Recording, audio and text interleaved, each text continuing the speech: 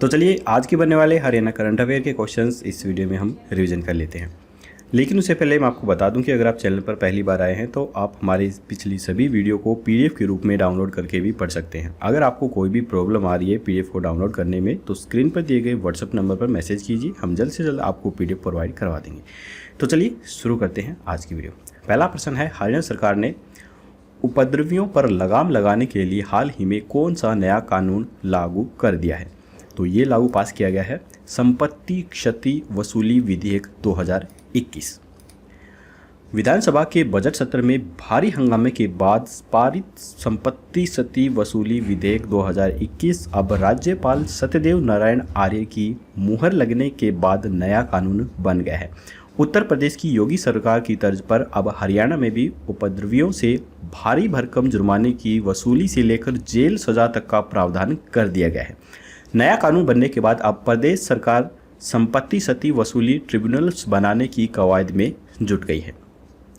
तो यहाँ पर हम जान लेते हैं कि इस जो कानून है ये कैसे काम करेगा। पंजाब एवं हरियाणा उच्च न्यायालय के मुख्य न्यायाधीश से बातचीत कर ट्रिब्यूनल्स के चेयरमैन के लिए किसी सेवानिवृत्त वरिष्ठ जज का नाम तय किया जाएगा। इसमें पुलिस महानिदेशक रैंक का अफसर भी शामिल होगा। ट्रिब्यूनल आगे क्लेम कमिश्नर्स भी नियुक्त करेगा। खास बात यह है कि ट्रिब्यूनल्स न तो स्थायी होगा और न ही पूरे प्रदेश के लिए होगा। यह केवल उन जिलों में ही काम करेगा जहां पर हिंसा से लोगों या सरकारी संपत्ति का नुकसान हुआ है। और ये जो वसूली है ये कुछ इस प्रकार से की जाएगी। पीड़ित अपनी शिकायत उपायुक्तों को देंगे, जिसके बाद न केवल संपत्ति को नुकसान पहुंचाने वालों पर कार्रवाई की जाएगी बल्कि दंगों का आह्वान या फिर अगुवाई करने वालों से भी रिकवरी की जाएगी। ट्रिब्यूनल के द्वारा संपत्ति को हुए नुकसान के बाबत मुआवजे के लिए आवेदन मांगे जाने पर 21 दिन के भीतर आवेदन करना होगा। ट्रिब्यूनल 10 करोड़ रुपए तक के मुआवजे का निर्धारण कर सकता है। जुर्माना न देने पर ब्याज समेत धनराशि वसूली जाएगी। इसके लिए खाते सील करने से लेकर संपत्ति भी कुर्क की जा सकती है। आंदोलन के दौरान कानून व्यवस्था की स्थिति बिगड़ने पर सुरक्षा बलों को बुलाया जाता है, तो सुरक्षा बलों के आने का खर्चा जो है वो भी आंदोलनकारियों से ही वसूला जाएगा। आंदोलन में कोई भी चल या अचल संपत्ति, वाहन, पशु, आभूषण सहित तमाम ऐसी संपत्ति जिसकी कीमत 1000 रुपये से अधिक है तो उसकी भरपाई के लिए दावा भी किया जा सकता है। यदि नुकसान हुई संपत्ति का बीमा है तो कंपनी से मिलने वाली राशि मुआवजे की राशि में समायोजित कर उतनी राशि बीमा कंपनी को वापस दे दी जाएगी।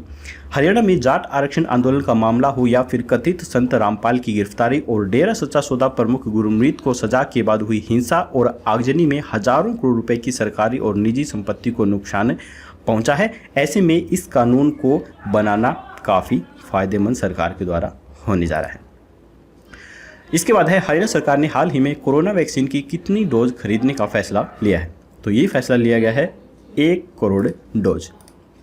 हरियाणा सरकार ने राज्य में कोरोना से बचाव की वैक्सीन और ब्लैक फंगस की दवाओं व इंजेक्शन की कमी दूर करने के लिए बड़ा कदम उठाया है।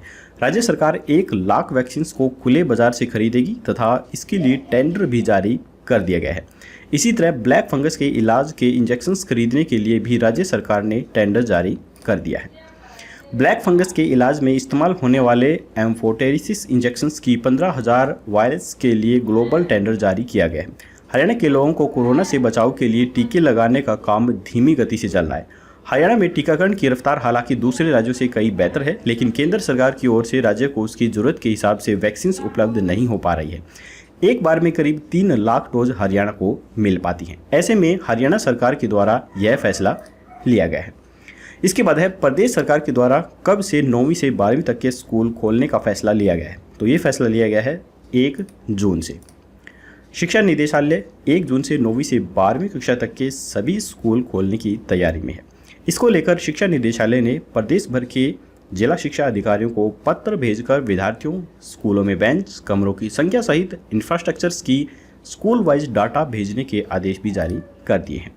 अगर 1 जून से स्कूल खुलते हैं तो एक बेंच पर एक विद्यार्थी बैठने के नियम के साथ साथ कोविड-19 के अन्य सभी नियम भी स्कूलों के अंदर लागू रहेंगे। इनमें मास्क लगाना, हाथ सैनिटाइज या साबुन से धोना, थर्मल स्कैनर से शरीर का तापमान चेक करने की प्रक्रिया भी पहले की तरह ही स्कूलों के अंदर लागू रहेगी। तो आज के हरियाणा करंट अफेयर के क्वेश्चंस खत्म होते हैं। अब हम देख लेते हैं कल का क्वेश्चंस। कल हमने आपसे पूछा था कि हाल ही में किसे पंचकुला का उपायुक्त नियुक्त किया गया है। तो इसका राइट आंसर है मुकेश कुमार आहूजा को।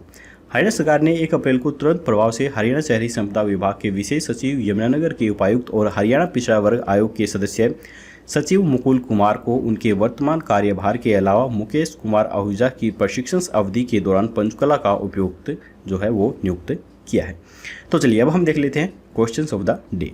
हाल ही में किसने अपने ही जीवन पर लिखित राजगीर से राजभवन नामक पुस्तक का विमोचन किया है। तो यहाँ पर 4 ऑप्शन है, अनिल विज ने, दुष्यंत चौटाला ने, मनोहर लाल खट्टर ने या फिर सत्यदेव नारायण आर्य ने। आपको राइट ऑप्शन हमें कमेंट बॉक्स में बताना है और काफ़ी इंपॉर्टेंट क्वेश्चन है ये। तो आज की वीडियो यहीं पर खत्म होती है। वीडियो पसंद आई हो तो लाइक जरूर कीजिएगा, चैनल पे नए हैं तो सब्सक्राइब करना बिल्कुल मत भूलिए और घर पे रहिए, सेफ रहिए, सुरक्षित रहिए। ज़रूरी काम होने पर ही घर से निकलिए, अन्यथा आप घर पर रहिए और सेफ सुरक्षित रहिए। कल मिलेंगे ऐसी ही नई वीडियो के साथ, तब तक के लिए जय हिंद, जय भारत।